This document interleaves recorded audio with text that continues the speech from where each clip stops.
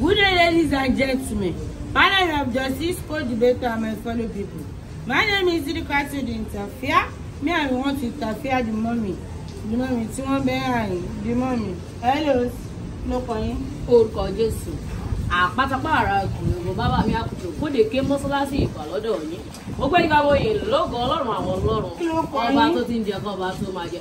Run 93 tẹ bá mi dá májẹ̀mọ́ ẹ sọ pé àwọn ọmọkùnrin kan máa ṣọláì níbi àti máa pa wọ́n. Ṣùgbọ́n àwọn tí ò kí ló ń ṣe yín máa ṣàríkà ṣe yín Ọlọ́run lọ kí ló dé tẹ̀ ń ṣe dáadáa. Mi àti ọ̀nà ó kọ́ ni mo béèrè. I'm the only one lunatic woman in Christ, globally, Africally, internationally, worldwide, abroadly, even in Nigeria. Kí ló kọ́ yín? Tó o bá gbóhùn èròjà àbòwò èròjà àràtì ọ̀rọ̀ mi Mummy G.O ni kò pé mẹ́ta. Okay, Mummy G.O. The woman's name is Mummy G.O. Mummy G.O. Me, I want to have the sick question. My baby question, my friend. The sick question, my baby, you know. Mommy. O lè béèrè 6 questions gan. Ọlọ́run dàrú ayé ọjọ́ kelo ló rest. Ọjọ́ kelo ló rest. Kò sí Bíbélì ló tá máa sọ fẹ́ yan ọmọ sí nìyẹn. Ẹ̀kọ́ Ọlọ́run, ẹ̀kọ́ Ọlọ́run. Ọjọ́ kelo ló rest. Jọba dá mi, ọjọ́ kelo Ọlọ́run rest nígbà tó. Ọjọ́ keje. I know what I'm saying. Ọjọ́ kẹjọ kí ló ṣe? Kí ló ṣe lọ́jọ́ kẹjọ? Wọ́n lọ béèrè question, bí o ṣe tó lè béèrè question mẹ́fà lọ́wọ́ ẹ̀. Béèrè question méje lọ́wọ́ mi. Kawuri. Okay, me I 7 times 2 jọ nítorí Ọlọ́run bàbá mi. 14. Màá dẹ̀ dá ẹ lóhùn 14.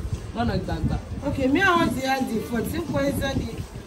Méje ló fẹ́ béèrè bàbá mi. Mẹ́fà mo wọ́n béèrè ẹni ìbí. Ẹni ìpele mi ò lè béèrè náà má ti ṣe kí n máa lọ. O lè dá mi dúró sí bí kí ló kàn mí. Okay, me I want to have the 14 question for the woman. The woman. Mommy ṣe mọ́ yàgbẹ́. Gbogbo tí ń jẹ́ tọ́lọ́run, we pray. Ẹ mọ́ yàgbẹ́. Yes. Ṣé mọ́ gbàdúrà tó yàgbẹ́? Ṣé mọ́ gbàdúrà? Wo ẹ̀mí Ọlọ́run kan jẹ́ kó yà ó ní ohun tó ń dára fi àdúrà yìí tí ò dára náà fi àdúrà. Àwa kò sí tíbi òkè ń gbàdúrà lè lórí. Àtàrin àti bẹ̀rẹ̀ àtòpin gbogbo ìlànà gbàdúrà lè lórí. Ṣé wọ́n fẹ́ yàgbẹ́ mọ́ gbàdúrà? Kí ló dé tẹnu mọ́ ṣáṣẹ́ pè fún yín ni ẹ sọ tẹ́ fẹ́ sọ náà ẹ béèrè kẹta náà. Mummy G.O. ṣe mọ́ sùn. Ọlọ́run nìkan ni kì í sùn. Òun nìkan ni kì í rẹ̀. Òun nìkan ni kì í sùn èdè sùn. Ṣé mọ́ ọ̀run tẹ bá sùn? Bí o kì í mọ̀. Ìgbẹ́bí rẹ mọ́ yàgbé ìgbẹ́jọ́ bá rẹ̀. Ìpúpù di líle ọdí púpù di ṣíṣàn. Púpù di ṣíṣàn. Mummy G.O. ṣe ti lọ́kọ. Kristi lọ́kọ òpó. Sọ́pọ̀ ni ẹnu. Ayé òwe dé. Ìránṣẹ́ Ọlọ́run alààyè nínú.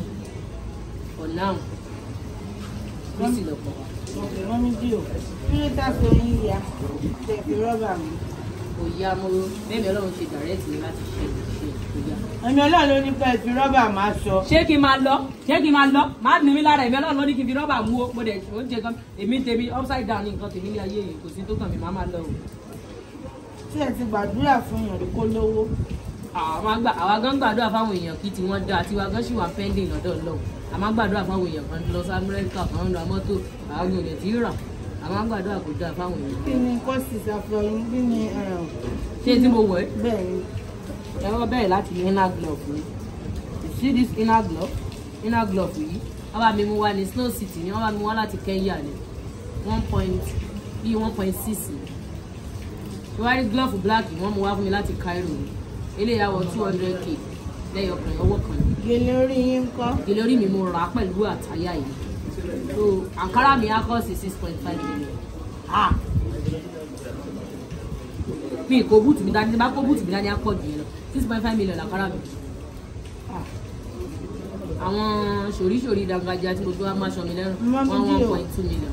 Ṣé Mary sì ni ṣé àbí wọ́n ti já fúláwà yín? Wọ́n já fúláwà bàbá yẹ̀ lé.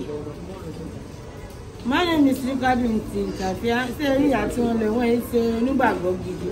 Wọ́n yìí ṣe Christian gidi. Rọ́bìsì ni wọ́n sọ. Bàbá yẹ̀ ló pè mí. Bàbá yẹ̀ ló pè mí tó ní mi ò tó gbàgbọ́ gidi. Orí yìí ti yí ẹ kàn mọ́ interview àwọn èèyàn káàkiri títí kọ́ ọmọ pure water kọ́ ọmọ biscuit ẹ̀ nílé fún yẹn. Mo rò pé gbọ́wé lórí mo rò pé orí ẹ̀ gbọ́wé ṣá. Mo rò pé orí gbálẹ̀. Bẹ́ẹ̀ni bá interview yẹn mi fún yẹn. Are you a stupid woman? I'm a very crazy dramatic man. So bá bá mi fa wèrè màmá ẹ̀ fa wèrè. When you there when God come, you want to back on all the way. About here, no way.